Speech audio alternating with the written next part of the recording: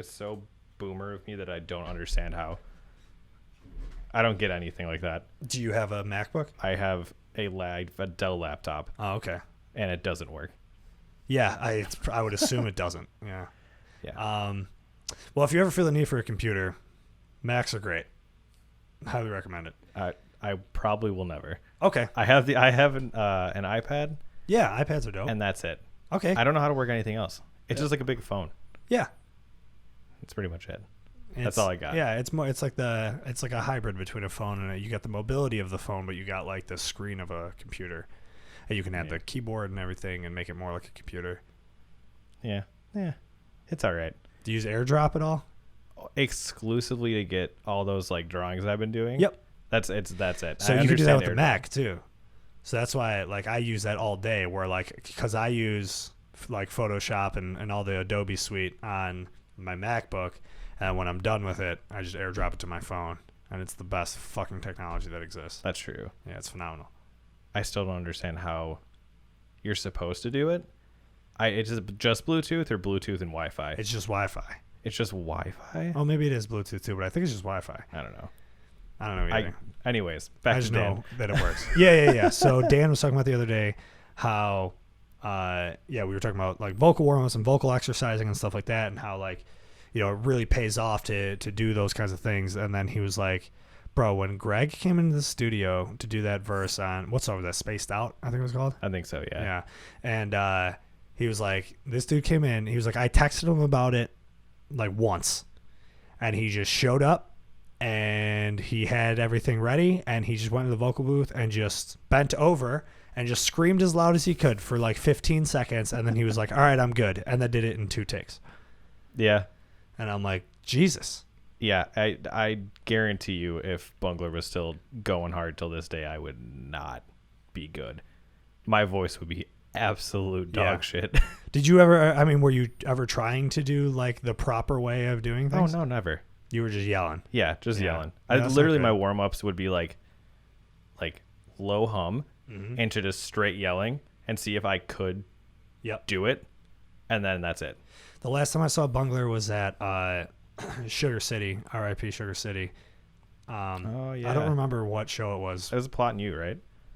Maybe. Sure. I came to see you guys. And I remember talking to you after the show, and your voice was gone, and I was like, does this happen all the time? And you're like, yeah, it happens all the time. Yeah, tour was fun. Yeah. Oh, Jesus, dude. Yeah, you're destroying yourself. You ever watch a YouTube video? It's funny. That's what I do. I just follow YouTube videos and do. I've never had any formal vocal training or anything. I just watch YouTube videos on how to like do vocal exercises and shit like that, and how to use your diaphragm. Yeah, I tried when I was younger, when our old band, Maliana. I remember that. I remember that band. It's so unfortunate that anybody remembers that band. I just remember the name. I don't know if I ever saw you guys. I wasn't really into that kind of music back then. I got more into it in college. Yeah, it's. I started hanging out with Pat Walker. Oh yeah. Shout out Pat Walker. Shout out Pat Walker. Yeah. I feel like this is the 4th time he's been shouted out. Yeah, he's one of my best friends. That's what happens. He's a great guy. Yeah. Yeah, that like, it's terrible. Listening back to it, it's just god awful. Well, dude, I have all the recordings of everything I've ever done. And I go back and listen to it, and I'm like, this sucks. But it's, you have to suck. Oh, yeah. But I think the thing is that, like, at least for me, I can't go back and listen to it. Yeah. I can't go back to listen to when I, like, sucked, because it'll just get in my head, and I'll be like, oh, I suck now. No. You listen to that and go listen to a Bungler record and see how much better you got. True, but I hated the Bungler record when we were done recording it. Well, dude, I get like that, too. Especially recording at GCR, it's a tedious process because it's a, professional studio. You're in there doing it how it's supposed to be done. And when you're doing takes over and over and over again, you're in there for hours at a time and listening to the same fucking song that you wrote, and have been working on for months, and you just hear it back and forth, and then you're listening to mixes forever, and then it's finally done. And you're just like, I don't want to fucking hear these songs ever again. Yeah. I should note that, like, musically, loved it. Yeah. Just vocally. Right. Because I was just hearing, like, myself. Every mistake you've ever made. Oh, yeah. Yeah. Oh, yeah. It was awful. I remember, could have done that better. Oh, yeah. We were, like, the same thing. In the van, and I was driving us to a Walmart, and, like, specifically remember, like, Ryan was sitting next to me, and I was just like, I can't fucking stand these last like 6 songs Yeah. that I did vocals on. Like vocally I hate these. And he's like, dude, they're good, they're fine. I like them. And I'm like, I don't understand how. You're fucking wrong. That's so funny. I hate pretty much all my vocals I did on our EP Nothing Left for Us. We recorded it in the winter. We were all sick when we recorded, and I did no preparation at all. Mm-hmm. I just was like, we were pretty unprepared for that record. I mean, I wouldn't say we were. I was pretty unprepared for that record. I mean, I like how it came out production-wise. I think it sounds good, but my vocals on it, specifically on our song Tunnel Vision, which is like the highest key that we play in is that song. Mm-hmm. And I'm basically just yelling because I just try to be Parker Cannon all the time. I'm finally moved on from that point in my life.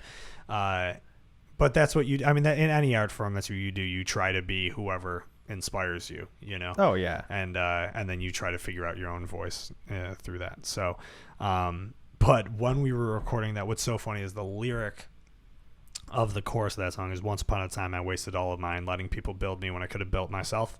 And it's just all a song about feeling better.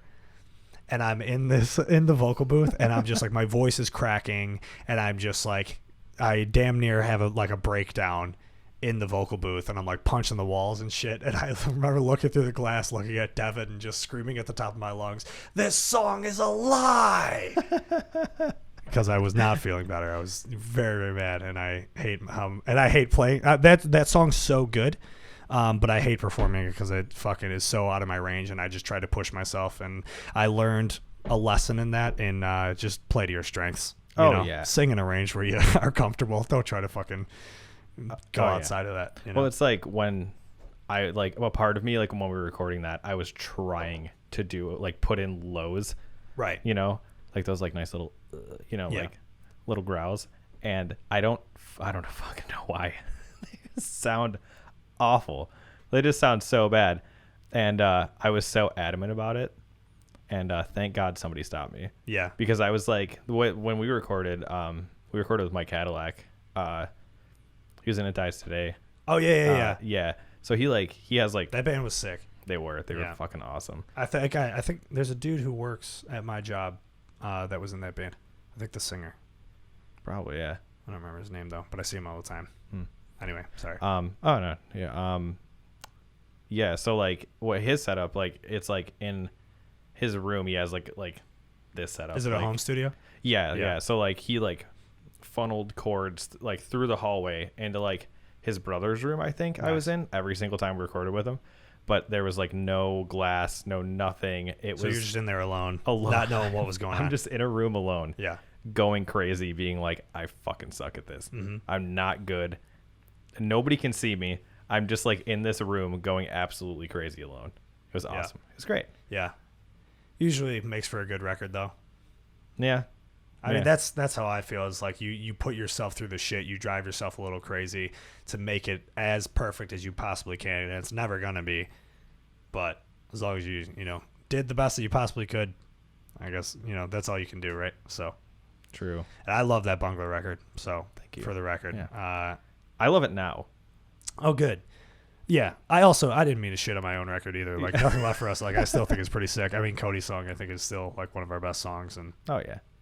I do like playing a lot of those songs, but and the new record is fucking dope, and I'm very excited to put it out. But it was the same thing when we were making that. You know what I mean? It was just during guitar days, and I was just, especially because it was through COVID, so it was we couldn't all be there at the same time. So all the guitar days were mostly just me and Charlie, and it's just me, Charlie, and Jay in the studio together, just 10-hour days. That's a good trio, though. I mean, yeah, but it gets infuriating, and not because of anybody who was in the room, but just what we're doing. You know what I mean? Oh yeah, guitars start going out of tune, the tone starts getting, we don't like the tone anymore, whatever. Can't get the take right, all this sorts of shit, and it's just and just going at it as hard as we can, and then it's just super tedious, and by the end of it, you're like, I don't want to fucking hear these songs ever again. Oh, never. And then you get the masters back months later, and you're like, this is so sick. Yeah, because it sounds nothing like. I mean, it sounds exactly like what you did, but nothing like you did at the same time. I mean, yeah, and that's usually the magic of Jay Zabricki. Shout out Jay Zabricki. Shout out. Love him. Yeah, he's love the his best. love for coffee. Yep. I was just FaceTiming him earlier. He FaceTimed me because he was having a issue with his computer. Didn't know how to fix it. I was like, and I didn't know how to fix it either, but I just Googled it for him and figured it out. Oh, yeah. I'm basically a professional Googler. I actually I did that with Hannah's laptop the other week. Nice. I used the HP Assistant, and I mean, she probably knew that I was doing it. I was just like typing in what was wrong, and they're like, "Did you try this?" And I was like, "Yes, yes, yes, yes." And it's like, "Did you try this?" I'm like, "No." And I like, was it turn it off and turn it back on again? and that was the number one thing. They're like, "Did you try restarting it?" And I'm like, "Obviously." Okay. I blew in the cartridge. Did all like the old stuff. You know, and then good reference.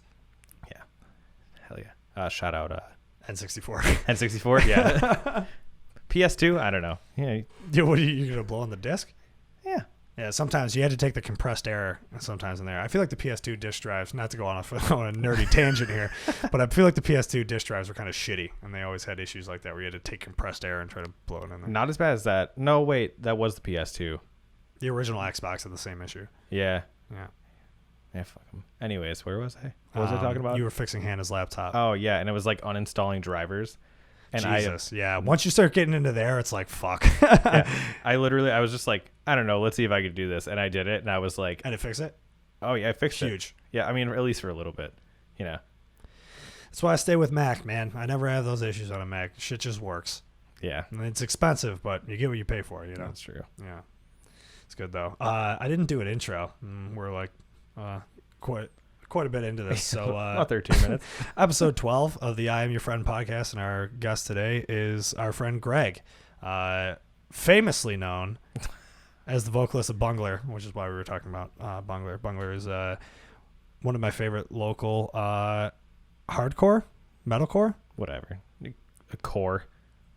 There's yelling and there's fast guitars, and it's awesome. And I like that shit. We tried going with that like chaotic hardcore at first, and we're just like, fuck it. Like, we get put on shows with like fucking like the traditional and like head north. Hey, I booked that show. Yeah, and it was sick. I loved those shows. Yeah, those were our favorite shows to play because, when you're the only heavy band on a bill, people don't look at you. They're like, oh, well, you're not like hardcore enough, or you're not like metal enough, or like whatever. It's just like, oh, you're the band that screams. That's cool. Yeah, I fucking love those shows. And again, shout out Pat Walker, because Pat Walker loves a mixed genre show. Oh yeah, that's his favorite thing. Best. And I love, and that was the inspiring. I ended up having when Post Prom played BJ's last. We played with the band Pale Hell. Oh, that band's sick. Yeah, shout out Alex Miskell and Wyatt and Charles, and I don't remember the bass player's name, but those guys are fucking dope, and I know they're still doing shit, but it was us and them, and we're like this fucking pop rock punk band, and they're just like metalcore, and it was really cool to see the crowd's reaction, and when you play BJ's, you can, as long as you can put together a fucking song, people are gonna love it. So because everyone's just getting wasted off a $3 mason jar filled with PBR. Oh man, I don't know if it was that show or the I think we played 2 shows there. Yeah, Pat booked the first one, or Pat booked both of them. I just eventually started booking with him. Oh yeah. So like whatever first one we played, those mason jars fucked me up. Yep, that's how it happened. That was great. It was crazy getting fucked up on a Wednesday night. And I lived across the street, so I guess it was easy for me. But, yeah. I pooped in your bathroom. Did you? Yeah. That's sick. I didn't know that. Yeah. Wow. I don't think I knew that at the time either, but I remember going across the street and pooping in a bathroom. That's awesome. Yeah. Don't trust those BJ's toilets. I've never taken a shit in BJ's, and I probably never would, but a lot of people who played BJ's did a lot of shit in my apartment. It's a nice bathroom. Yeah, I wonder which one... because we had 2 bathrooms in that apartment, because I had a master bedroom with a half bath in it. So if your knees were touching the wall, that was my bathroom. Yep, that was your bathroom. Yep. Yeah. Oh, you shit in my... I feel like I kind of remember that, actually. Yeah. I feel like we both might have been a little sauced at that probably. time. Yeah. Yeah, I remember the first time Made Violent played. They came over, and Joe White smoked a bong in my hammock. And then sounds about right. Yeah, it was hilarious. And then they got on stage, and he was like, "I just smoked a bong in a hammock," and then they just started their fucking set. It was super funny. Oh man, BJ's good fucking times, man. So Bungler, is Bungler? I don't know what it is. You're just always leaving it up in the air, I guess, huh? Yeah, pretty much. Yeah, that's fine. I mean, if you want to get into the goods, and which is the bads for me. Yeah. So back in 2017, we released our album, toured a little bit, and then I realized that same year that I was like, I can't fucking do this. Yeah. I was it's tough, man. It's tough. It takes a toll on you. We were touring for like 5 straight years. Straight DIY tours. Oh yeah. Yeah. And like eventually started getting booked by some different people, like here and there, like whatever. But like, got to play with Eat It a few times. That was fucking awesome. Yeah, of course. It was so Dude, you guys played Riverworks. Yeah. Yeah. That night was strange because I was so stoked to be playing that show. Frank Iero, childhood hero, helped me load our shit onto stage. Awesome. But nobody knew that was supposed to be Bungler's like last show ever. Yeah. But you guys played after that. Yeah, we did. Yeah. Yeah, and we still play shows. I mean, we're still probably planning on. We were supposed to play a show before COVID hit. That's the way. Yeah, I think that's kind of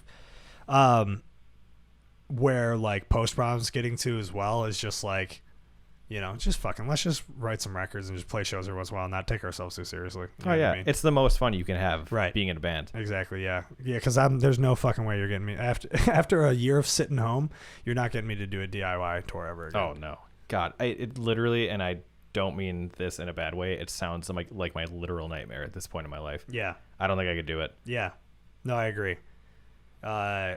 Just making no money, losing money, and playing shows to 4 people or 0 people, and playing with bands that suck, and it's a toll. And I've done half a DIY tour, and that was enough for me. I was like, I'm good on this.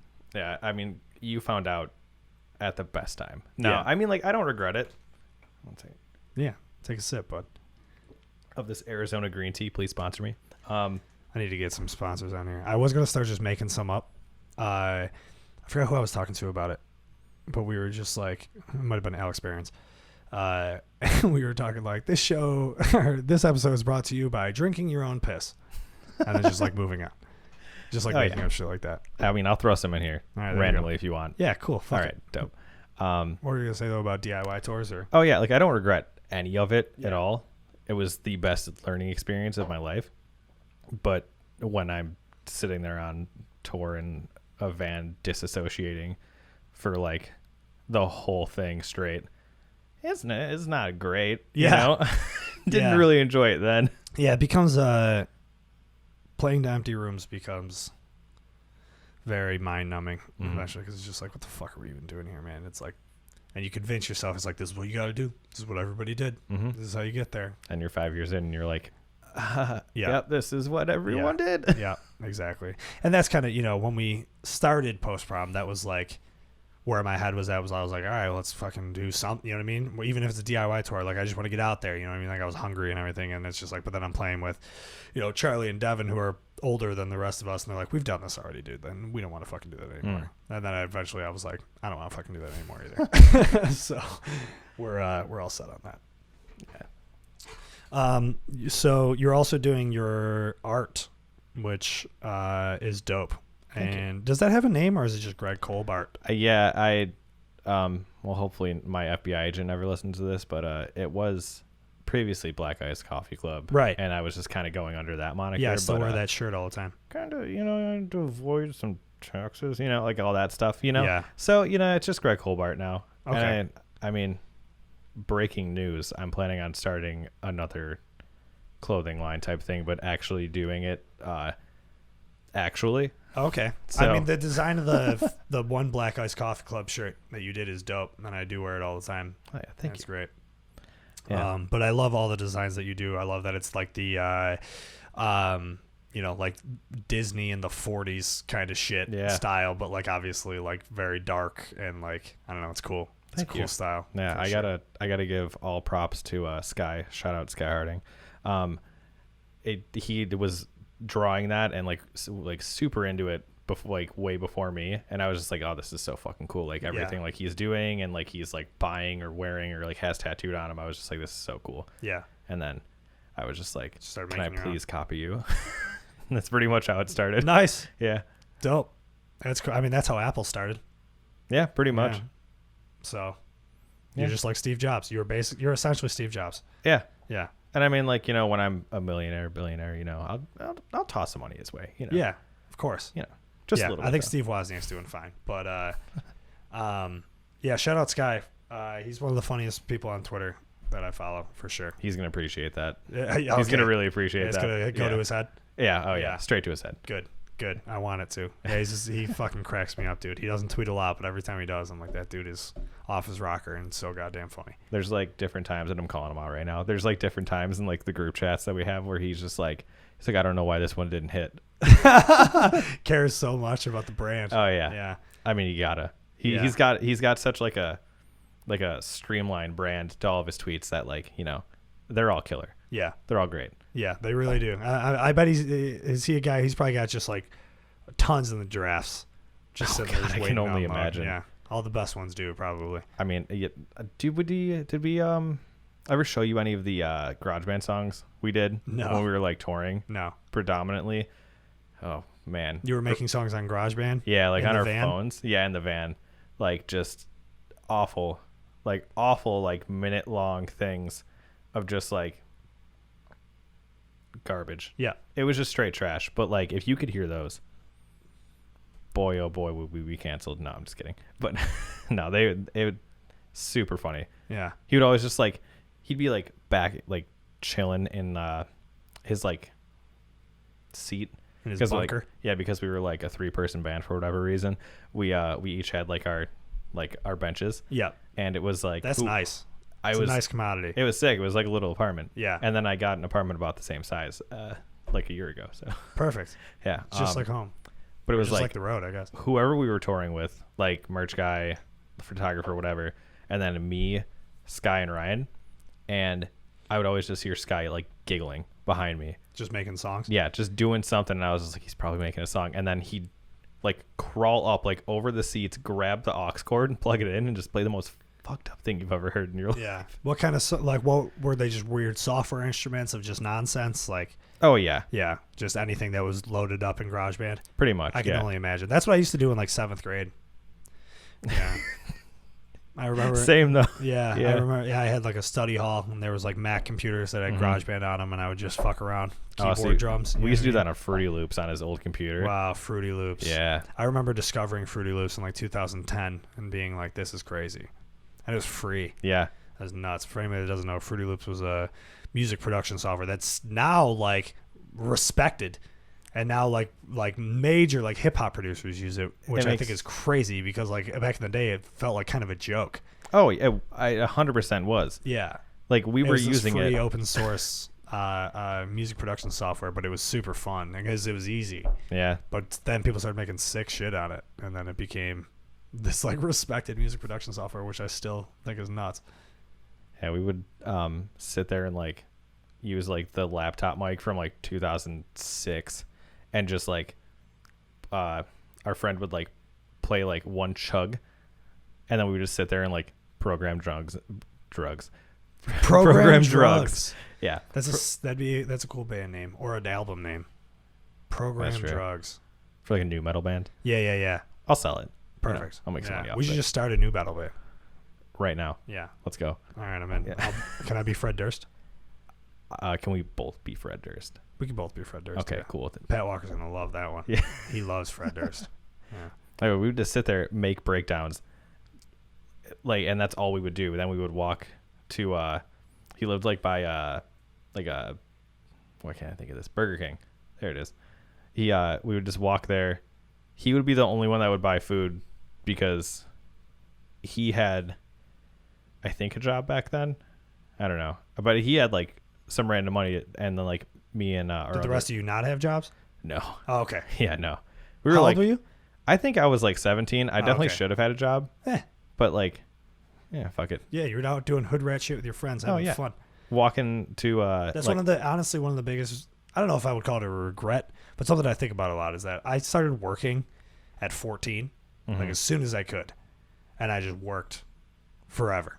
Like I didn't do anything extracurricular in high school because I chose to have a job instead. I think about it all the time. Like, why the fuck did I do that? I don't know. There's good and bad things about it. You'll learn the work ethic and everything. You learn some real life lessons and shit from like actually having like a real job. But at the same time, like I wish I would have just like, you know, tried to do something else.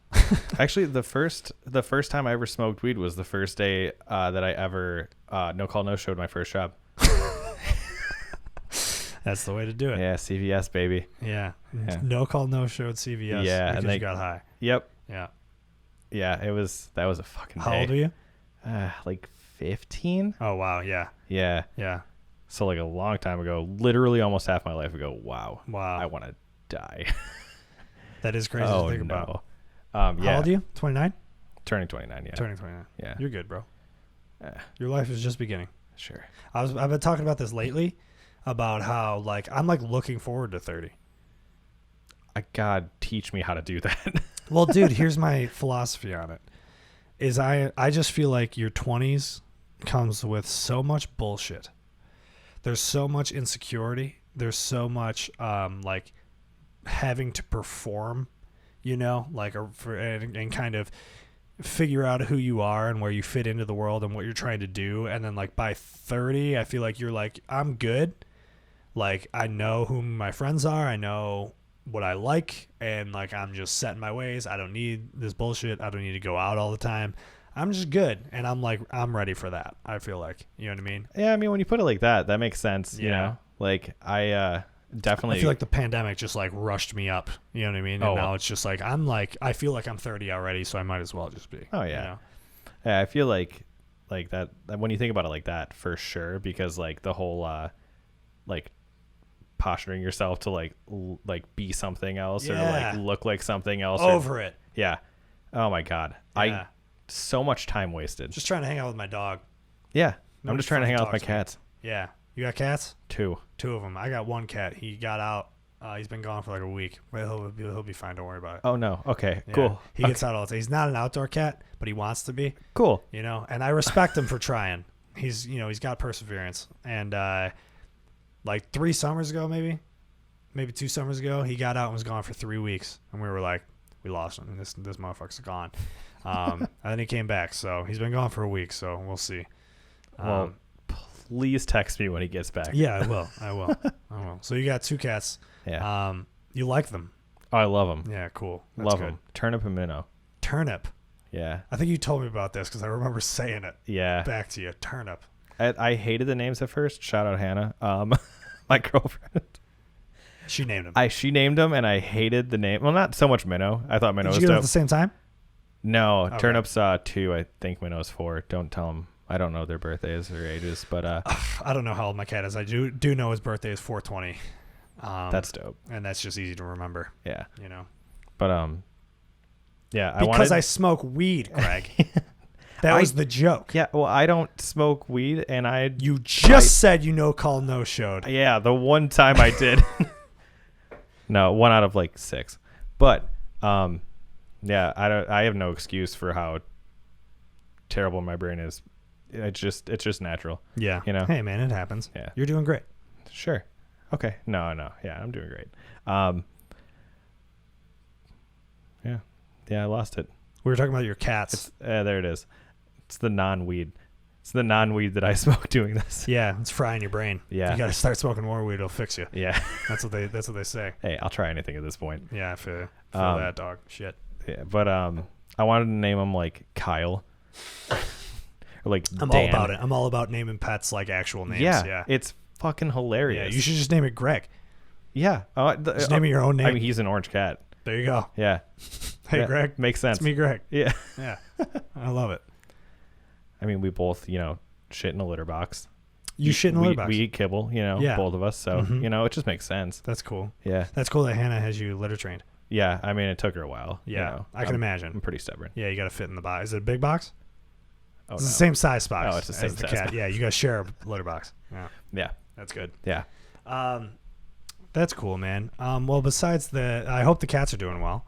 Oh yeah, they're doing great. Do you remember what we were talking about right before we started recording? That was like, wait, we should bring this up later.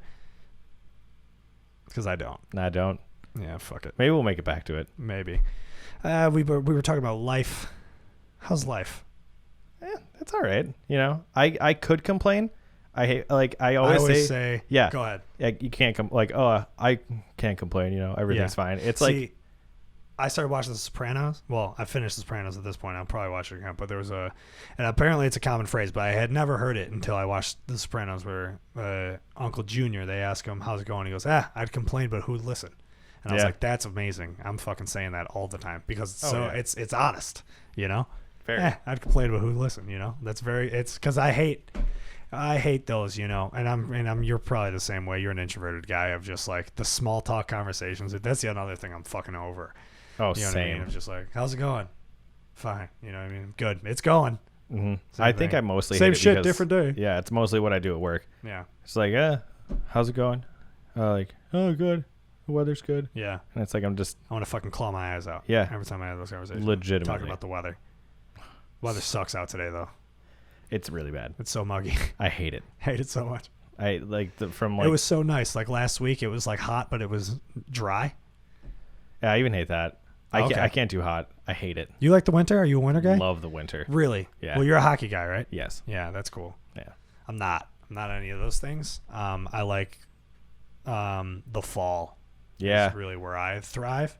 I think like September. September's my favorite month of the year, weather-wise.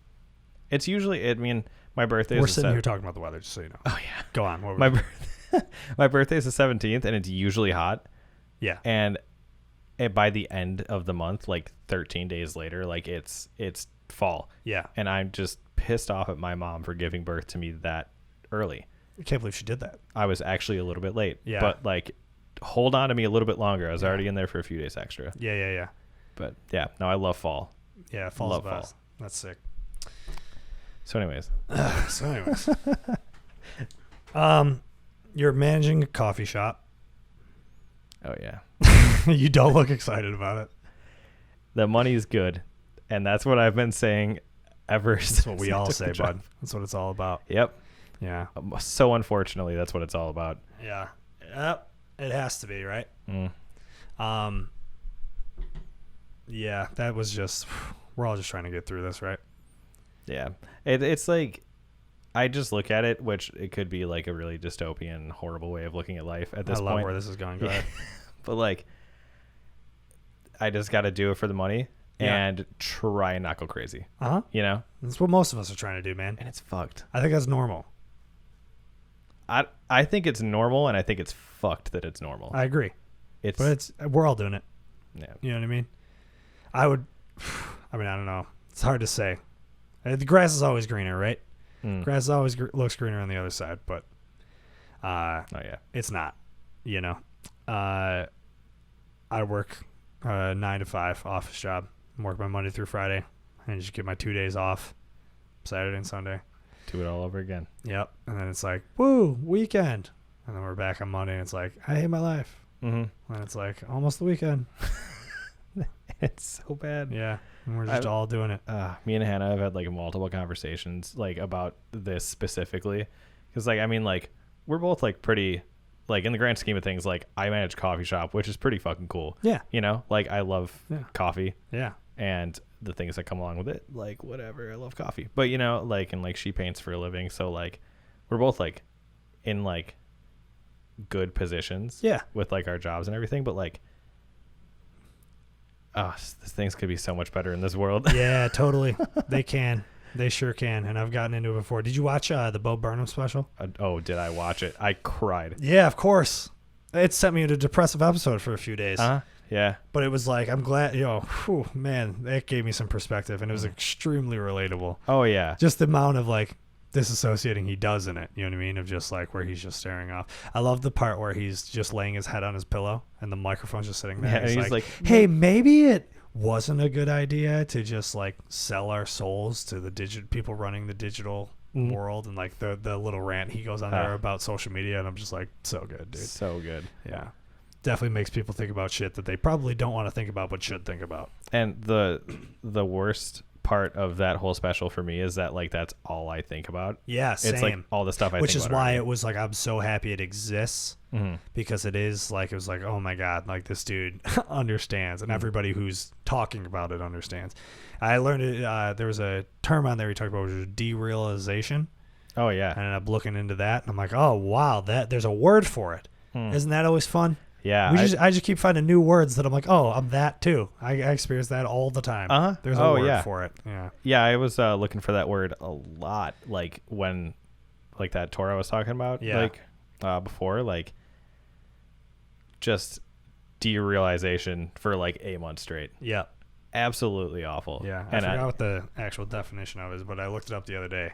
It's like at least to me, it feels like you're playing a video game in your own body in real life, but you don't think it's real life. That sounds pretty accurate. Let's see. Derealization is the alteration in the perception of the external world, causing sufferers to perceive it as unreal, distant, distorted, or falsified. Yeah, that's a pretty good description, Greg. Yeah, for real. I'm just kind of like, feeling like you're the character, like you're playing a video game, like externally. You know what I mean? Like you're the external controller of you in this like world that is not real. It's just like, how am I the only one that knows that this is a game, kind of thing, right? Oh yeah, it was just awful. I remember like I was going to like therapy like once a week, and like I had to like call off of my job that I just got, which was Spot, so that's how long I've been there. Yeah. And I was just like driving there, just like gripping the steering wheel, like just trying not to freak out. Yep. I was on the road. Yeah. It's terrible. Been there. I took a mental health day from work, which I like is the second time I've ever done that. Doing that tomorrow. Saw an opportunity. I looked at my schedule and saw it was open, and I was like, I'm not fucking doing this tomorrow. Hell yeah. I'm not working. I did that like 3 weeks from now. Like I took like 3 days off in a row. Yeah, you got to, man. It's tough, and I'm glad I work at a place that's like cool with that kind of thing, you know? I have my boss is super cool dude, and very understanding. So I was just like, hey man, I don't have anything scheduled tomorrow. Can I take a mental health day? He was like, of course, man, whenever you need. And that's sick. Like, that's great to hear, you know, because working for the man is fucking draining. Yeah, I bet. Yeah, it sucks. Yeah, I got no idea what that world's about. Like, I've just like... Yeah, I remember you hit me up, and we're like, hey, man, do you think you can give me an room? I'm like, Greg, I would never do that to you, but... Yeah, and I appreciate it. Totally just like... I usually don't say the name of my work on here. Just bleep it out. Yeah, fuck it. Yeah, fuck it. Or I'll just leave it in. Yeah. Nobody's gonna fucking hear it. There's like 20 people that listen to this.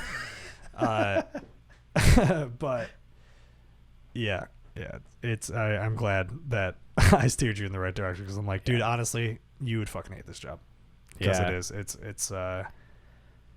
It's mind-numbing, and I mean, in the position I'm in now is fine, but basically anywhere that you're going to start is going to suck. That's how that place is, you know? And any place like that just is fucking, especially if you're a person who, I don't even know, mentally struggles at all. Yeah, I remember you told me, like, you're just, like, creative, like you're creative, and, like... I remembered something we were talking about off of you saying that. Go ahead. Lexapro. I don't think that was what we were trying to get back onto, but we were talking about it. Yeah. And that's, dude, you know what's crazy is, like, I never had, like, I've always had anxiety and, you know, depression, but I always was able to, like, manage it, you know? It was, like, very periodically would have episodes, you know, and that was basically it. Getting into a 9-to-5 office job, dude, it just... my mental health just depleted. Oh yeah. And it was just like, I'm having anxiety all day, every day, and I'm having depressive episodes every fucking night of the week. And that was when I, you know, just started to completely derail, and you know, had some very bad moments that had to get myself on Lexapro. And then that's when, you know, and then Lexapro just kills your libido and kills your creativity. And but it did, you know, do wondrous things for my anxiety for a little bit. But yeah, and that was probably at that point where I was just like, dude, I was just existing. I was just waking up just to wait till I fell back asleep. Yeah. And it's not a fun way to live. Yeah. It's, and like, I don't know, I struggle with like being, I've never been on like medicine like that. Yeah. But I mean, like, especially like my therapist now, he's just like, he's not trying to get me on it, but he's just like giving me like the information about it and everything. And I'm just like, I don't know. Like, cause like even from what you said, like it's the same stuff that like I've heard before, like where like, it's great for a while. Yeah. And like, I don't know, like I'm sure it works wonders for some it does. people. Dude, the thing is, for me, it was like I was at a point where I was like, I don't know what else to do. You know what I mean? Like it was like felt a danger to myself at certain points, that it was just like I need something quick. You know what I mean? Like I can't live like this anymore. Yeah. And it was just like, so my primary doctor just like gave, prescribed like a very small dosage, and I got on that, and then I had to up it because it wasn't enough. And then once I upped it, I was like good for a little bit, and then I started going to therapy, and my therapist put it into very good terms. And this is what I tell everybody about medication, is that he's like, medication is just kind of helps clear the cobwebs. He's like, if your mental psyche is an attic, the medication helps clear the cobwebs so that you can start sifting through the boxes. That's a good way to put it. Start figuring out what the fuck is going on. That's a very good way. I mean? And that's basically what I did. And as I started to sift through the shit and work through it, then I weeded myself off of the medication because I didn't really need it anymore. And I felt it was just doing more harm than good at that point. And then when I got off of it, I felt great. Yeah. And I still, struggle. I mean, I talked about on the last episode that I just have been on a bit of a depressive spiral, but what I notice about it is that I have more control over it, and like I'm doing better on when those things happen than I ever have, and not on medication. And that's just like through what I've learned through my experiences and through therapy and things like that. So, for sure. Yeah. Like my therapist now, shout out Hassan, What is it? Hassan. Yeah. Fucking sweet. Fucking awesome. Shout out Hassan. Great guy. Yeah. His name is Glenn. I thought you said his last name was Glenn, and I'm like, no, mine's name is Glenn. Okay. Yeah, there it is. Shout out Glenn. Shout out Glenn. Yeah. But he's I don't know what kind of wizardry he's pulling, but like he is pulling things like out of my like mental like attic, I guess, to use that same thing, that like it is just crazy. I didn't even think about these things before. Like the reasons why like I do some things, or like like how horribly the Catholic Church fucked me up as a kid, all that stuff. Oh, you were one of those kids too? Oh yeah. Yeah. Oh yeah, I could go on for hours about the Catholic Church. Oh man. Yeah, I went to Catholic school for 3 years, and that was enough for me. I think it was 9 so for me. Weird. Oh no, damn. Yeah. Basically all your childhood, probably. Oh yeah. Yeah. I had 1 year left. Like 8th grade was like the last year I was supposed to be at Blessed Sacrament, not high school, like middle school or whatever. Sounds like it was a horrible called. place. Oh, you know it. Yeah. And I was just like, nah, I'm good. And I just like pieced it to like public school. Yeah. For last year. Good. Yeah, it was fucking awesome. Yep. Yeah. I did that. I went to public school. So I went to Buffalo Public School through first grade, and then went to Catholic school, and then moved to West Seneca, went to public school there, and glad I did. I don't know if I would have made it through like the full Catholic school ride, which 2 of my brothers did, or actually only one. One of my brothers did, which is kind of nuts to think about. Only one of my brothers did the whole Catholic school thing, and he seems fine. I think. I don't know. I mean, my sister did it. I mean, like we all went to like public high school, but like my brother and sister both graduated from that school, and like, yeah, I don't know. I just couldn't do it. And then like I went through that like weird phase like through high school where I was like, oh, like I definitely believe in God. For Today's a sick band. Yo, dude, that's so fucking funny you just said that, because I was the exact same way. I started like hanging out with kids when I was like 14. I was hanging out with I was like going into freshman year in high school, and I was hanging out with kids who were like seniors in high school or just graduated from high school, and just for the fact that they were older than me, and I just thought they were cool. And now I'm still friends with some of them, so one of them owes me a lot of money, but they were these Christian kids that were into like Christian hardcore and played in like a Christian hardcore band, and I just hung out with them all the time, and I got like super into like that for maybe like a summer. Oh, I got very into, For Today, dude. Oh, For Today, like that band. Impending Doom. Yeah, that band's still sick though. For Today is like, I thought For Today was sick. I haven't listened to them in a long time, so I don't know. I don't even really remember what they sounded like, but I remember liking them a lot. I think I saw them at X Wheels. Oh, you definitely saw them at X Wheels. Mm-hmm. Yeah, I think I saw them at X Wheels like 3 times. Yeah. although I don't really remember like who I saw. That was just the place where like you went, but like I definitely saw For Today there. Like I saw a lot of sick shows at X-Fields, and I was like 13, 14 years old. It was dope. Yeah, but like fucking like I went through that weird phase where like I was like going to like Sunday school when I was in public school and blah blah. I was 2 weeks away. 2 weeks away from making my confirmation. I was just like, nah, fuck this. Nice. And that was it. Good. I did it, and then I stopped going to church. I got my confirmation. And I was like, fucking out of here. I really should have just done it because that was so much money just waiting to be given to me. Yeah. For like doing it, because for some reason when you graduate Catholic class, you get like a large sum of money. Yeah. I don't know if I did for my confirmation. First communion I did, which I thought was what a crazy thing. Oh yeah, 8 years old, and I just was given like $1,000. Yeah, from my entire. I mean, now I have a giant family, so that's one of the perks. Is that you just get a bunch of money for stupid shit that you don't even know what's going on. I just ate a man alive, I think, and now they're like, "Here's some money for it. You drank his blood." Did you drink his blood? Yeah. Oh, okay, here's $20. Yeah, thanks, Grandma. I'm gonna go buy a PS2.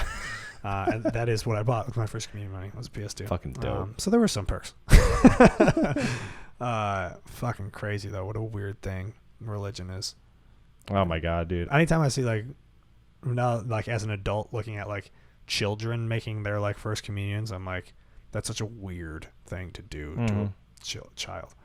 It's just like, and again, I could go on for hours about this. Like me and Hannah, again, like she's the only person I've seen the past like year. Like we've talked like a lot about this stuff, and like the fact that like I was taught from like such a young age that like I'm gonna eat this body and drink this blood, and that's normal. Yeah, it's an absolutely normal thing. Yeah, just never question it. No, yeah, it's just like, oh, cool. And then like though, I mean, the only thing that I thought was like, I get to drink wine. Cool. Yeah. Right. Awesome. Yeah, because that's all you can process as an 8-year-old kid. Yeah. Yeah. They're like, don't drink this unless you're drinking it when you walk up there, and it's like, oh, that's like not called like at all, like Yeah. To me. So strange. I don't really. That's funny that you connect that with like childhood traumas thing, because I guess I never really even thought about what the Catholic Church might have fucking. Yeah, I mean, I'm sure it's not like that for everyone. Yeah, because like there's obviously some people. I guess I must have not. I mean, I wasn't really that involved in it. I went to from 2nd to 5th grade. I was there, so I guess it was very short lived for me. So I didn't really. I mean, head altar boy, like whatever. Like I was an altar boy. Yeah. Yeah. Were you the head altar boy though? No, my brother. I think my brother was. My brother won some award for like altar boy of the year or some shit. We had to go to the convention center downtown. Like the bishop was there. It's like winning an award for it. So weird. It's so weird. Yeah. Like everything to do with it is just so weird to me. Yeah. And then I liked ringing the bells though. Oh, the bells were sick. That was the best part of being an altar boy. Oh yeah. I used to love like, I don't know why, but like we had this like thing with like the chalice and like the thing filled with like wine and like the little bodies of Christ, and bodies of Christ. Yeah. Like taking that, and you would have to like take it and like walk it up, and like you would go right up to the altar, and I think that's like when I was just like, yeah, I need to perform because I love being in front of people, right? Doing this one thing. Yeah. Maybe I bet I experienced something similar. Yeah, I do think about that a lot. How my entire life I just wanted to perform. I just was always an attention hungry person, and maybe that's being like the second youngest of 6 kids, but I was just like, hey, look at me. I just was like that all the time. Oh yeah. Yeah, I don't know like what it was with me. I'm the middle child, so like maybe that's it. Same kind of thing. Yeah, it's weird. Yeah, like there's middle child syndrome, and it's like but second youngest syndrome isn't really. I don't know how that. I feel like it's just whatever middle child syndrome is, but maybe a little worse. Because then you got like so many more after you, right? Yeah. But I don't know. I don't know what it was. I think like, I mean, I've admitted this to enough people. The first time I ever like sang or screamed like ever in my life was I bought His Last Walk by Bless the Fall. Okay. And I would put it in like the 6 CD changer we had. How old are you? Like 12, okay. Maybe. I'm probably older than that. I don't know. Somewhere around there. Too young to be doing this. Sure. And I would put it in like the CD changer. I would be the only one home. I got home before like anybody else did. My mom came home a half hour after I got home. So every day before she would show back home after work, I would blast this and just like sing and scream along to it. Nice. That's awesome. Yeah. And I mean, without it, I don't know, literally don't know where I would be. That's a good origin story. But like, how fucking cringy. I mean, dude, for me, it was probably The Young and the Hopeless by Good Charlotte. I was like 7, and I just had a little boombox, and I would sit in my basement, just sit in front of it, and just sing along to every song. I knew every word. I still do. I know that might be one of the only albums that if you put it on, I know what song's coming next. You know what I mean? Oh, yeah. And like I can know every single word to every song. It never leaves you. Yeah, it's kind of crazy. I revisited that album recently for the first time in a few years, and it still fucking bangs, dude. And I think about it, I'm like, wow, 7-year-old Aiden knew what was up. Like, that I was able to recognize something in the album that I'm like, I really like this. And to this day, I'm like, this album's a masterpiece. And then you found Blink-182, and it fucked it all up. All right. The fuck out of here. I got to throw my jabs in while I can get them. All right. You know? Yeah, what's funny is I didn't really get... So, like, I didn't really get into, like, Blink albums until much later. I knew the songs, you know? You know what? I was a big Now That's What I Call Music.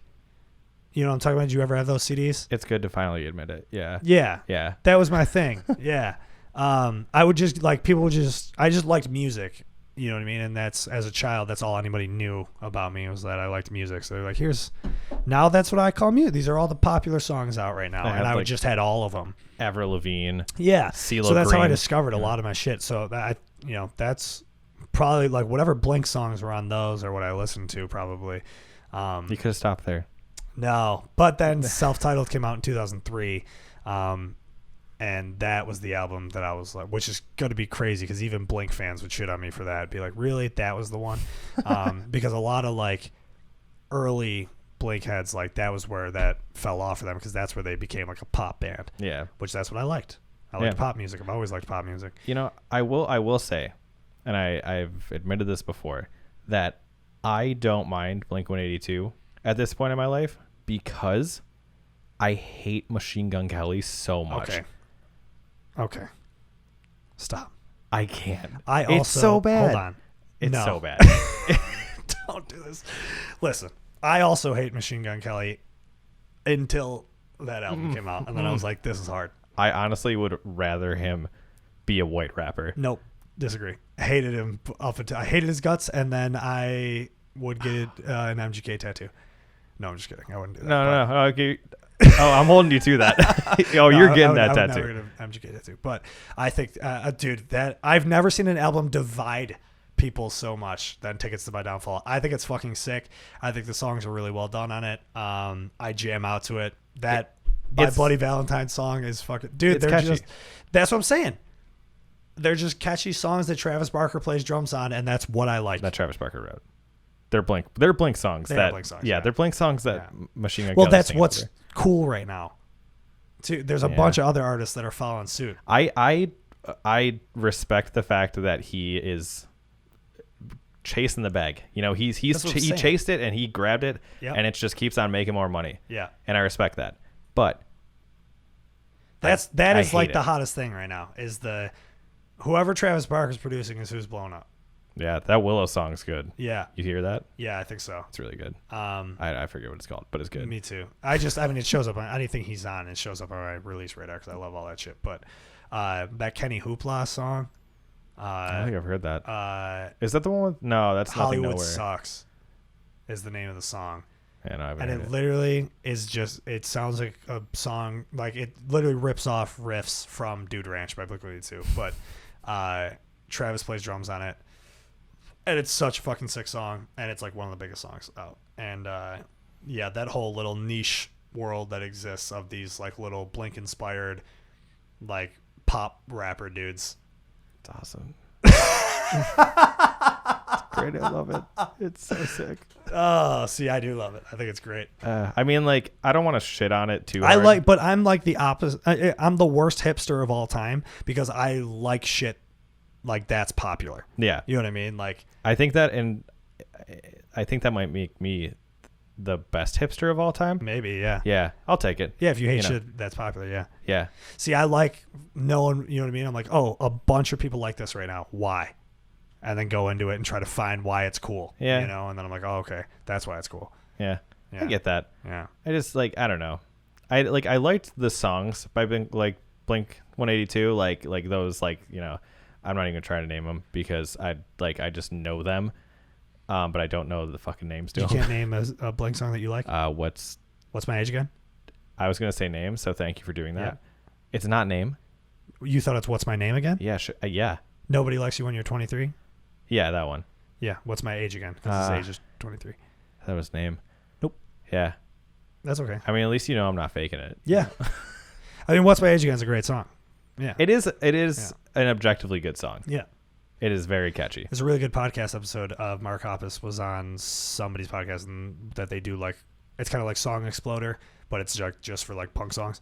And they did What's My Age Again, and he like explains the whole process of how that song got written. It's a super fucking cool thing. But yeah, man, I mean, that's just what I grew up on, and I really just that's my style of shit that I like. But I mean, dude, I Miss You by Blink. Now I know that's like the most like memes song right now, and every time there's a popular shirt that got sold that's just like the lyrics, but it's like how Tom pronounces it.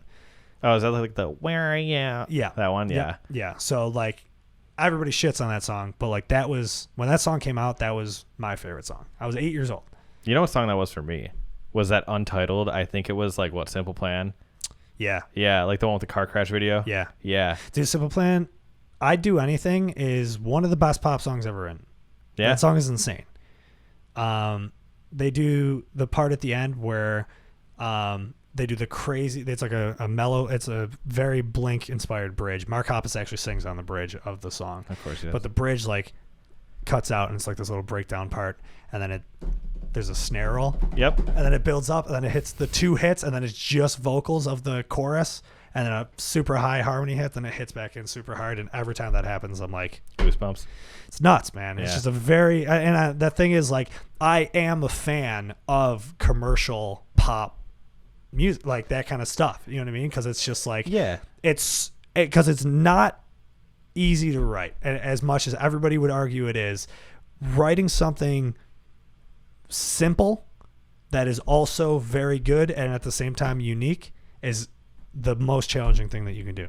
Oh, 100%. And like that's why I love that shit, because like I love hearing how they, you know what I mean? It's like, oh my God, that's so simple. Like that's such a simple thing. How the fuck did you come up with that? Oh, it's like writing a good simple song is the hardest thing you can do. Oh yeah. It's like every song from like 2000 on, you know, like all those like were in NHL 2002 songs, you know, like that's my shit. Yeah. Super simple. Late 90s, early 2000s.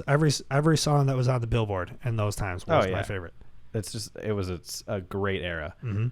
And I mean, like I still like music that comes out now, but like I find myself being like the almost 30-year-old guy who like will just sit there and listen to like Bring Me Your Love by City and Color and be like, this is a great album, and this is the only one I'm going to listen to for the rest of my life. See, I was like that. You know what I mean? Like in high school, I was like that, where I was like, any like pop singer, I was like, this is trash. You know what I mean? Mm-hmm. Like if it wasn't, if it wasn't something like punk or heavy or whatever, like I wasn't about it. Thought it was dumb.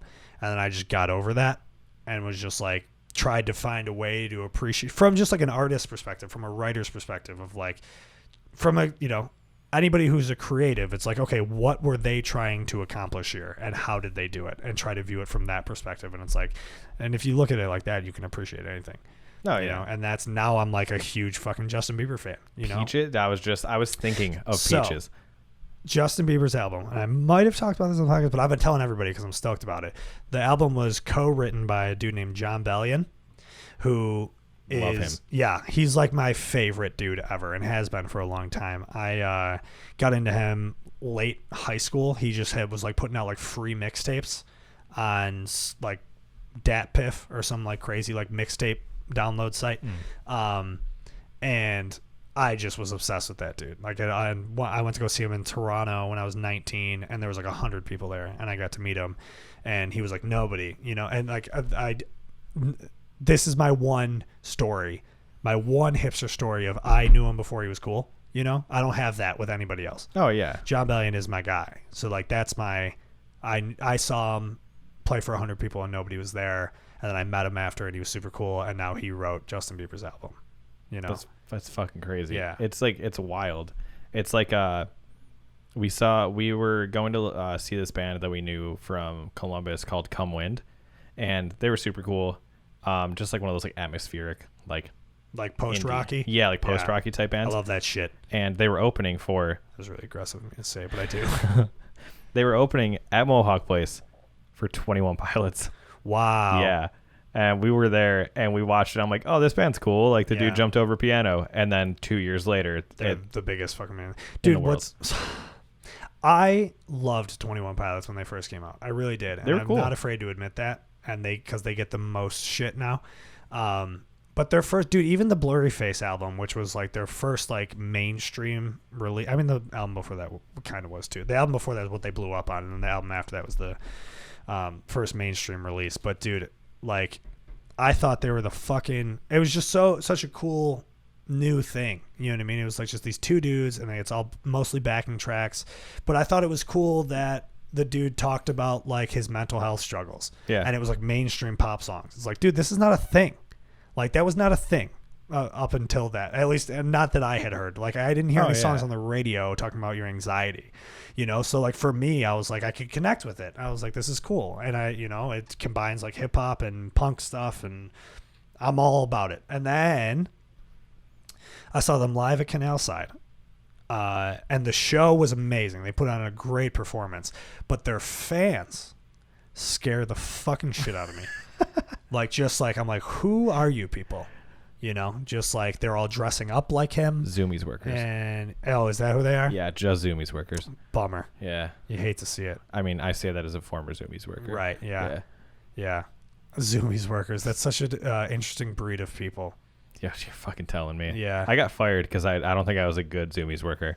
That's probably good. Yeah. Yeah. Thank God I got fired. Yeah. Zoomies, what a place. I remember like my boss at Journeys fired me. I just did so good in retail. Yeah. Fuck retail. Who cares? I fucking hate it. It's so much worse. Yeah. I worked at Best Buy for a while. Oh, yeah. God. And she fired me and she's like, I'm doing this as a favor. And I like was so pissed off. And like years down the line, I'm like, thank fucking God. Yeah. Thank you for getting me out of there. But yeah. I don't know. 21 Pilots is sick. I mean, I haven't listened to them since. I mean, everything they've come out with in the past like 3 or 4 years, I'm just like, whatever. Yeah. But their first two albums I really enjoyed, and everybody shits all over them, and that's one band that I'm just like, dude, I fucking thought that band was cool, and everybody shitting all over it. You know what I mean? There's a lot of bands. I love the Front Bottoms too, and everybody fucking shits on that band. Although, again, I haven't listened to anything they put out. Actually, I thought their last album was pretty good, but the album before that I was not a fan of. But their early shit, like when I first heard that, I was like, this is so. But it's Blink inspired. It's so Blink-182 inspired, like folk punk shit. Mm-hmm. So like, if you're not, I don't know. I mean, although my friends who are Blink fans also hate them, but I don't know. The front bottoms are a very acquired taste, I think. That's a good way to put it. Yeah, I just feel like so many, like, I don't know. I'm just like, that's one band that has really thrown me into a world. Be like, are you not hearing what I'm hearing? Because even people like who like I know like the same shit that I like, hate them, and I'm just like, I don't. Are my ears broken? Are your ears broken? Is this just not gonna work out? I don't know. I'm gonna vote. My ears are broken? That your ears are broken. Okay. Yeah. I really fucking like that band, dude. I don't know. I just can't get into it. Yeah. I don't know. I always kind of liked the acoustic folk punk thing. It was a very underground thing. There was a dude, Johnny Hobo and the Freight Trains. Super cool, like raw acoustic punk. It was like it was a band, but he played an acoustic guitar and it had like very raw punk vocals over it. And there was a trumpet player. Like it was super cool. And he was a fucking like DIY dude through and through. Mm-hmm. And he was just, very into like the punk, like he was fully a punk dude. You know what I mean? Oh yeah. Like all about the culture. And, so like, I really liked shit like that. And I always liked like when punk bands did acoustic versions of their songs, that's just like downstrokey, really only playing the bass strings and just punk vocals over it. So I liked what the Front Bottoms did. Like when they first came out, I thought, I don't know, dude, that's like, I mean, their biggest song was Twin Size Mattress. And I always thought that song was so fucking cool. I feel like I guarantee you, because one of my old managers like loves that band. And I guarantee you I've heard at least one whole album by that band. Yeah. And I could not tell you a single fucking word. Yeah. At all. Yeah. I just know that I try my hardest to tune it out whenever it comes. Fair. I mean, I get it. Like that, and that's all. And I think it's the same thing with how people hear Tom DeLonge's voice. Yeah. But it's like, because it's, when you did the, where are you? You know what I mean? Like, that's not actually what he sounds like. That's a very exaggerated version of what he sounds like. What he does, he's one of the only people that can pull it off. You know what I mean? It is like, it's on the line of being like unlistenable, but I feel like he just does it very well, that it's so cool that he does that. I guess that's the best way I can describe it. And it's probably the same thing for the dude from the Front Bottoms. It's like he rides the line of like parodying. Yeah, there it is. That word's so it's hard. A tough word. Yeah. But like himself, Yeah. Like he loves writing that. Yeah, he loves making fun of himself for doing that. I don't know. On YouTube, there's a whole documentary of them making that album, and when he's like doing that song, like, I don't know, dude, like I fucking love that song, and I hate that it's like it's so easy to make fun of because of like the nasal vocals over it, but it's like, I don't know, I think that song's fucking sick, and it's a song that only works in the arrangement that it is. I've been trying to cover that song forever and make it like cool, like very sentimental, like acoustic sounding song, and it's just, you just can't do it. Yeah, it's such a unique song. The way it's written, it's fucking nuts. So make fun of it all you want, Greg. I think it's dope. Again, just like the Catholic Church, I could talk about this 4 hours. So sure. You should just cut me off. Was there somebody that really liked Blink-182 that you hated? Not that I hated, but like my brother growing up, like he would just play like the 3 songs, like the hits. Yeah, the hits, and then it was like 50 Cent, Kanye West. Cent. Love Kanye West. The same. Okay. But for some reason, those stuck. And but Blink did not. Oh yeah, wow. Like old Kanye West. Fuck Kanye West now, but like, I mean, his personality, yes. I don't even like that. Like the last few albums he's come out. Life of Pablo, dude, that album's fucking nuts. Life of Pablo was 2016. That album is insane. It's insanely good. It actually, this is an extremely controversial opinion, is my favorite work that Kanye has ever put out. Yes, I think that the last one I liked was Yeezus. Yeezus was dope. I actually hated Yeezus when it first came out, but a lot of Kanye albums I hated when they first came out because like I wasn't ready for it. Because that's what he did. He put out an album of just like shit that was just like the world was not ready for whatever he was about to put out. And then when it came out, I was like, I didn't like it. And then like 6 months later, I'd go back and revisit it and be like, this is a masterpiece. Oh, dude, that's like, what was it, 808 and Heartbreaks? Yeah. Was that one? I fucking hated that album when it came out. I was so pissed off because it was like, like directly after like... Late Registration. Yeah. Which was... Late Registration was probably his most commercially successful album. An incredible album. Yeah, just like single after single after single, all these music videos, tons of radio play. Out of this world. And then 808s was a very creative break from the mainstream pop stuff. I mean, you still had like Heartless and everything like that, but I love that album. And then Dark Twisted Fantasy. Dark Twisted Fantasy I always said was my favorite. I think the song Runaway is the fucking coolest single of all time. And then, Yeezus was after that, which I fucking hated at first, and now I love. Blood on the Leaves is one of my favorite songs. Dude, Life of Pablo, though, man. I'll give it a shot. I'll give it another shot. Dude, Waves is an insane song. The one with Chance the Rapper. Ultra Light Beam, dude. That song is insane. It's like a gospel song. It's fucking out of this world. You know what? I've heard that one. And maybe I'll listen to it now. I'll tell you, I'll listen to it now. I listened to it like while we were on tour, probably in 2016, and I was like, "What the fuck is this shit?" Oh, dude, it's so hype. It's so positive. No More Parties in L.A. with Kendrick Lamar. That song is out of this world, dude. Father Stretch My Hands Part 2. Bro, there's so many bangers on that album. It is insane, and I would go to hell and back for that to defend that album. Yeah, I'll give it another shot. All right, good. I'll let you know. Yeah. But I don't know. Anyways, my brother, like, it was just like some of the music he listened to I couldn't fucking stand, and then other stuff like Kanye West and like 50 Cent like stuck. Yeah. But it was like those Blink tracks. He just played them, and he had like a friend that like loved like Terror and like hardcore bands from back then and everything, and like he would listen to that and like that stuck. And it was literally only like Blink-182 that just didn't stick. Yeah. And I was like, I don't know. Like I said, I don't mind them anymore. Yeah. But Yeah, interesting. That is funny. I mean, I feel like a lot of you're probably not in the minority of guys who grew up listening to hardcore music that also are people who hate Blink-182. Yeah. You know what I mean? Like, yeah, I'm sure it's a pretty common thing. It's probably something to do with all the toxic masculinity growing up, you know? Yeah, maybe. Yeah, I mean, because they were literally, again, they were a pop band. They were dudes singing like love songs and then like songs about their dicks.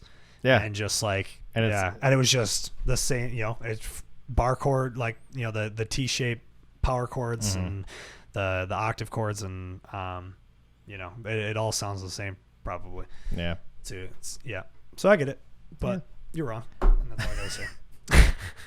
I honestly do think like I said though, like it's got to be something to do with like the perception of like not being gay growing up, you know, like especially when I did, at least, like I know we're around the same age, so like I also grew up with 5 brothers, so yeah, so it's like it was a very big thing. Being called like gay growing up was like the worst thing. There's it reminds me of The Office when Michael's like he's like, when I was growing up, calling somebody gay meant they were lame, you know, like he's trying to say like it was a different word, but it was everything was gay growing up. And now look at me. Yeah, there's a TikTok of a dude being like me doing anything when I was 10 years old, and it's just him going, oh, this is really gay.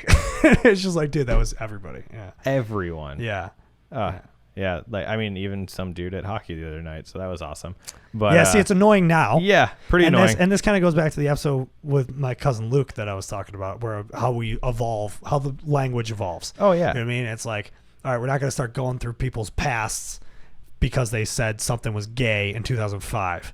You know what I mean? But it's like now where we know, you know what I mean? We've evolved past that. Now it's like, if you're doing it now, it's like, dude, are you serious? Like, well, I mean, like I called everything gay growing up, and like we all did. Yeah, now I'm just the queer guy who runs a coffee shop, just like every other queer guy. And we love that for you, right? Yeah. So it's Happy Pride, by the way. Thank you so much. Yeah.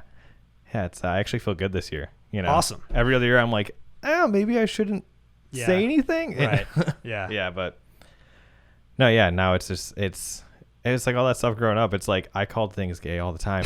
Yeah. And it was literally textbook just to hide the fact that I wasn't straight. Right. Yeah. Yeah. Well, yeah. That's kind of homophobia seems to be rooted in those kinds of things. Yeah, homophobia. I do like that people have like tried to like reappropriate it by saying things are homophobic. I think that's funny. Instead of saying something's gay, saying it's homophobic. See, like I've been seeing that on a little bit. Oh yeah, all over social media. I'm like, that's kind of funny. I love it. Yeah, and especially like at my work now, like there's like 2 straight people. Yeah, and like so it's just like a bunch of like there's only 2 straight people. Yeah. Wow. Yeah. Yeah. It's a very, very queer place. Yeah, that's rad. It's awesome. Yeah. Like, and like, we'll just be back there and we'll just like, now we'll say like, oh, that's so gay. But it's like, ironically. Yeah, ironically. I'm 100% with that. Yeah. You know what I mean? Because I think that's funny, but I also know that some people don't understand. Oh, 100%. You know what I mean? So it's like, I think that's the funniest fucking thing in the world to like ironically call something gay. You know what I mean? Yeah. Because it's like, I mean, I was called that. I was called a lot of other horrible things that I will not say. Dude, I grew up in South Buffalo. You don't gotta fucking tell me. Oh yeah. Yeah. Yeah. So like, it's just at this point, it's like I'm just like making fun of the people who were just like saying all those things to me at this point. You know? Right. Exactly. Yeah. Exactly. You're mocking that. It's satirical. Yeah. Oh yeah. Yeah. Which we love. Oh, we love satire. Yeah, absolutely. I'm all about it. Yeah. That's the thing I was talking about with my buddy. I went to Letchworth over the weekend with my buddy, and he was talking about how, you know, old shows we used to watch and stuff, and how actually it was about The Office, and about how Steve Carell basically said The Office couldn't exist today because people are too sensitive. But then people responded to that by like saying like Always Sunny is still going. Yeah. You know what I mean? South Park is still going. You know what I mean? Yep. And it's like, dude, it's satire. It's like there's no reason to get offended by satire because you're not making any marginalized group the butt of your joke. You know what I mean? It's like you're mocking people who can't understand that their views on marginalized groups are fucking bullshit. Oh yeah. Yeah. Yeah, it's just, I mean, like even going back to that Bo Burnham special, which I just can't stop thinking about it. It's I like I got to rewatch it. I watched it once and I was like, I watched it the day after a wedding that I did a bunch of mushrooms at. So I was a little out of it. So I was not feeling great. Yeah. And I watched it and it just made me so depressed, but I really, really enjoyed watching it. But I do want to rewatch it. It was fucking good. No, yeah. But like, what were you going to say? I believe I was just going to talk about the Bo Burnham special. Yeah. Go ahead. Because it's phenomenal. Yeah. But, yeah, I don't know. It's like, even like thinking about that, it's like he was like in that he was saying how he is like realizing so much stuff during like all the stuff that was happening last year. Of course. While also being like, I realize that this realization like isn't my like aha moment to like, you know, stick my hand out and be like, hear what I have to say. Yo, you know? So that's kind of what I don't know. You listened to last week's episode, right? You said you were yes. Yeah. So that's kind of the point that I was making. That's what I took away from it, was as being the straight fucking white guy, I gotta just shut the fuck up. You know what I mean? Like this is not my space to speak. And that's what that was kind of watching. That was like, dude, he's so right. Like, and that's the whole thing where he says like, why do you rich fucking white people have to always view things through the scope of your own self-actualization or something like that? And that was just like the Sacco thing. That was the biggest thing to me, that I was just like, oh my God, like that's so true of just like, you know, with anything, you know. And that's kind of what I was talking about last week was, you know, I don't have a cause, you know, so it's like, so I make these things my cause, but it's like, but they're not my cause. Like, and the best way to be an ally, I think, is just to shut the fuck up and just, you support it, donate where you can, you know what I mean? And there was I found a whole, I actually screenshotted all of it. Let me see what I can find here, because there's a whole Twitter thread about it. Yeah. Why do you rich fucking white people insist on seeing every socio-political conflict through the myopic lens of your own self-actualization? This isn't about you, so either get with it or get out of the fucking way. And someone responded to that and said, what does this mean? I've been thinking about it a lot. Isn't Sacco being a dick? Is it simply try to help without trying to be a better person? Are humans even capable of doing something without the lens of self-actualization? And this person said, no, Sacco is saying it isn't the job of the people who are most affected and invested in the conflict to educate those unfamiliar with it. If they want to know more about it, they should do the research themselves and stop asking for oversimplified synopsises of hundreds of years of exploitation because they don't want to read more than a Twitter post. This moment at the end of them reading the post and then going, oh, I didn't know that, then moving on to a post about avocados is exactly what Sacco is referencing.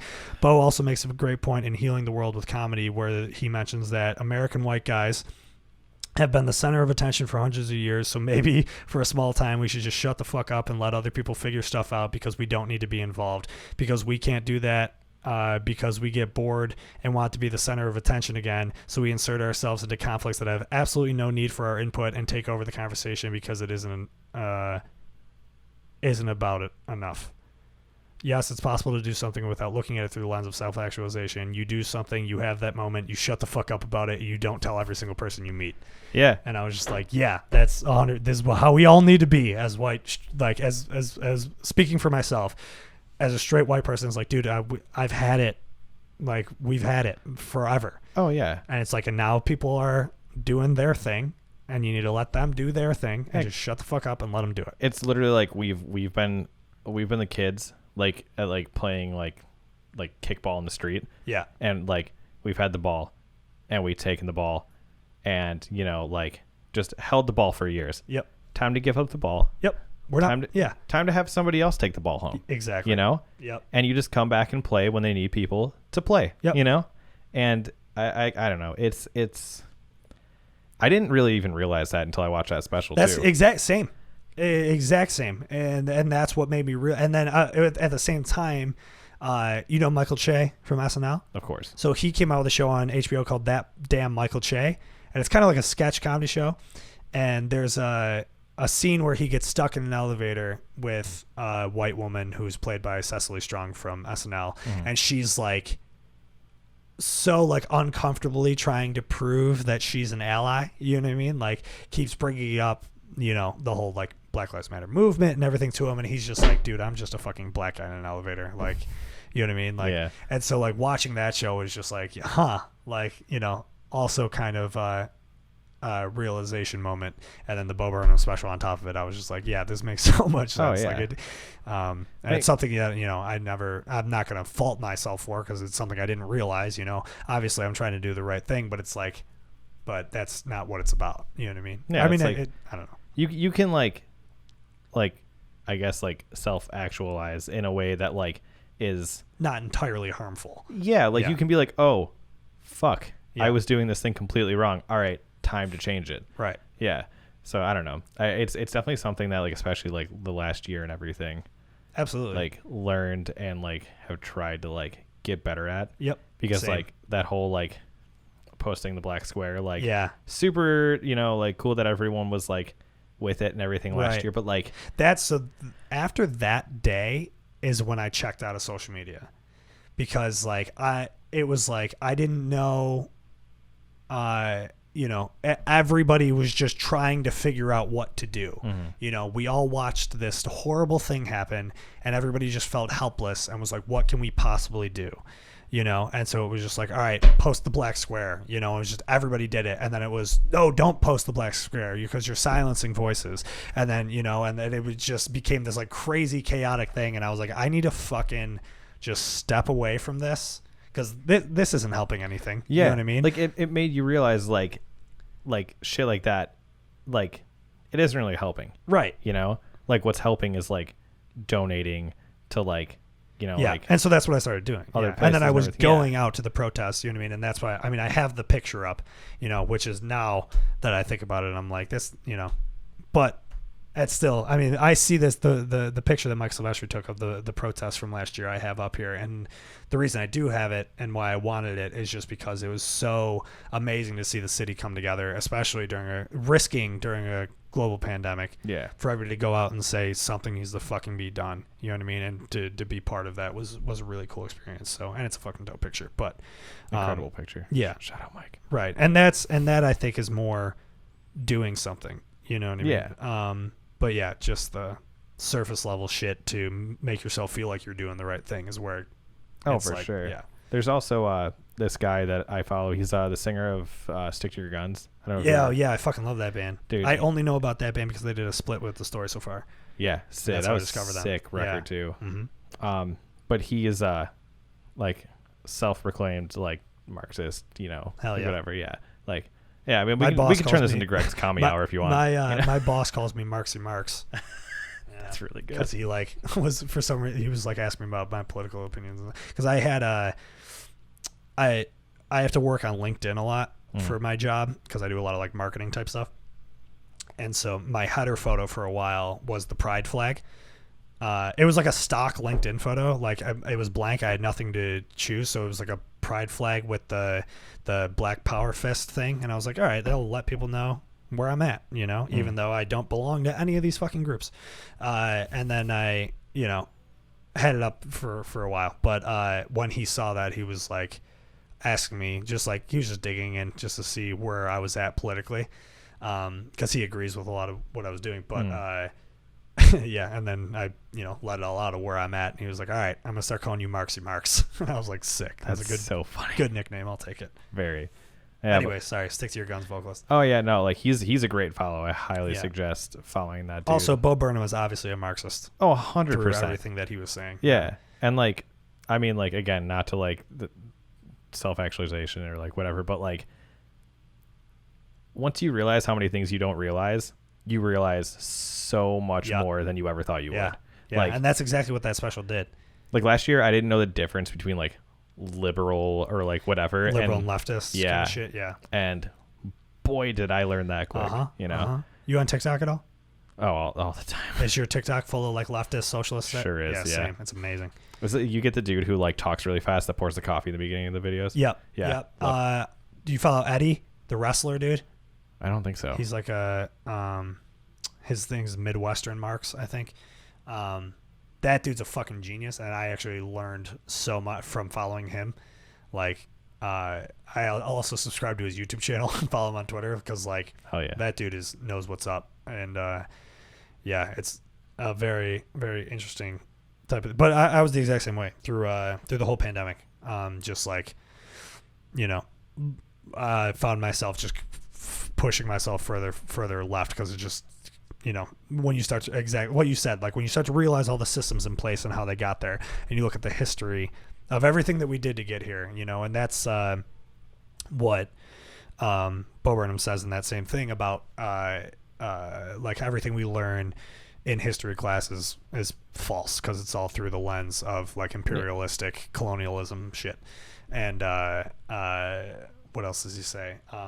Basically that like everything we have that we know about like Western civilization is all stems from genocide. You know what I mean? Like it all, so like when you start to realize that, it's like when you start to really understand the history of everything and how we got to where we're at, you literally have no choice but to like result in Marxism and socialism and stuff like that. And it's like I at least for me, like I've just realized like how like, and I guess it's like a pessimistic way of looking at it, but like I'm just one person, like I can't change much. But like what I can do is like, I don't know, you see like a homeless dude on this like the street or whatever, like actually try and fucking help him, and like stuff like that where it's like, I don't know, like it sucks that it took so much horrible shit for like so many people to realize things. But at this point we got to realize what's the best and what to do, and exactly.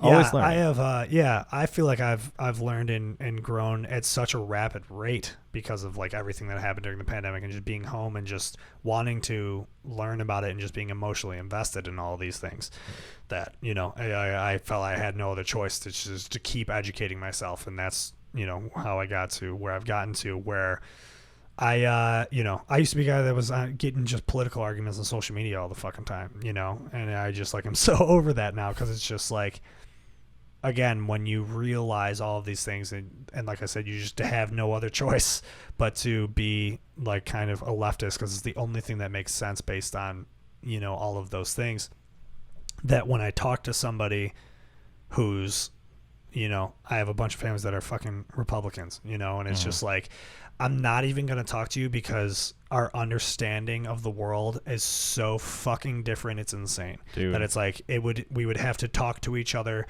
for every day, all day, every day for like 3 months for you to even understand where I'm at. And they'd have to be open to hearing it. Exactly. And it's just, it's just not going to happen. And like,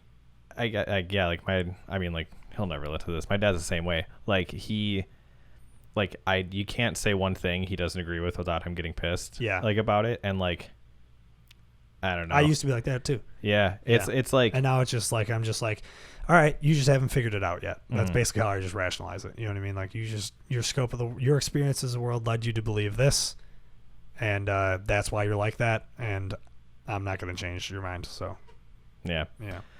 It's frustrating. Yeah. It's super frustrating. I'm lucky. And I say this on here a lot, is, my parents are both left-leaning people, and I've kind of brought them over with me. You know what I mean? Yeah. Not so much radicalized, but it's funny how like when they talk about, my parents will like bring up an issue or something, and I'll be like, oh yeah, crazy how it's because of this, when you do this for this, you defund education for fucking 30 years and rip away the middle class, that all of a sudden, and then like I say like stuff like that, and they're like, yeah, you're right. You know what I mean? My mom will get like fired up with me like saying shit about it, and I'm just like, yep.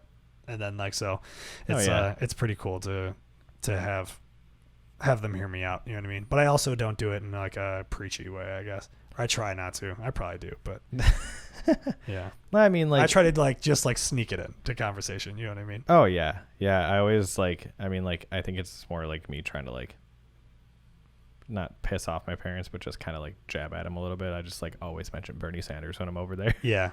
See, my parents were both they both liked Bernie. Yeah. Great people. Yeah. Yeah. But that was probably because of me. You know what I mean? Yeah. But I mean, I don't know. I go on for hours. Yeah. Again, so many things I go on for hours for, especially after last year. I've just been like bottling up all this stuff. Yeah. That's why I started this, bro.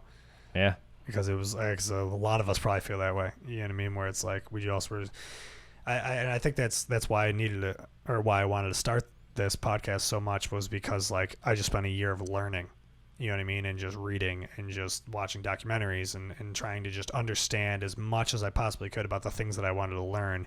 And then it was like, all right, I have a fucking lot to say, you know, and there's a lot of conversation I want to have, and that's, you know, why I'm doing this. So, and it's sick. Thanks, dog. It's dope. Thank you. I appreciate it. Yeah, of course. Oh yeah. Oh, perfect, dog. Hour and a half. Ooh, I know you can go on for hours, but we'll have you on again soon. Yeah, I literally do nothing but work. So sick. Yeah, that's dope. Greg, is there anything you want to promote while you're here?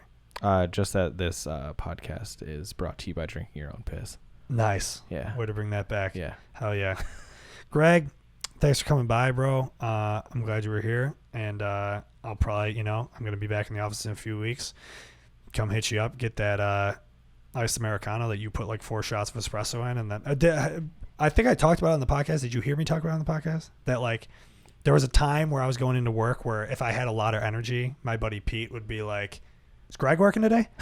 Because like he knew that like you hooked me up with like I usually don't get that much, but when you make it for me, you make it very strong. Gotta make it which strong. I like. Yeah. You know, every once in a while it's a fun treat. But when I'm in the office, I just become like unhinged after I finish that thing, and I'm just like completely off understand. my rocker. Yeah. So like, there's some days where I'm just in a mood. Hey, I mean, you know where you're coming. No, you know where you're getting. Yeah. When you come and see me. Yeah. You know? Shout out the Spot fam, dude. I do love everybody that works there. I also I told Lauren I would say this. Fuck you, Lauren. Horrible person. Just kidding. She wanted She's you great. to say that? Yeah, she wants me to make fun of her. Oh, interesting. Yeah. That's funny. It's a dynamic, you know. Yeah. She's like my little sister. Right, I get it. Absolutely hate her guts. Yeah. Yeah. I love Lauren. She's great. I fucking hate Lauren. She's terrible. Nice. Yeah. I do think it is kind of funny that I just like started going to that spot every day before work, and now I just like, I mean, you and I were friends already, obviously, but I just became friends with like everybody else that worked there just from going there every day, and just I would get there early and just shoot the shit with them. Good shit. All right, dog. Thanks for coming by. I'll talk to you soon. Thank you for having me.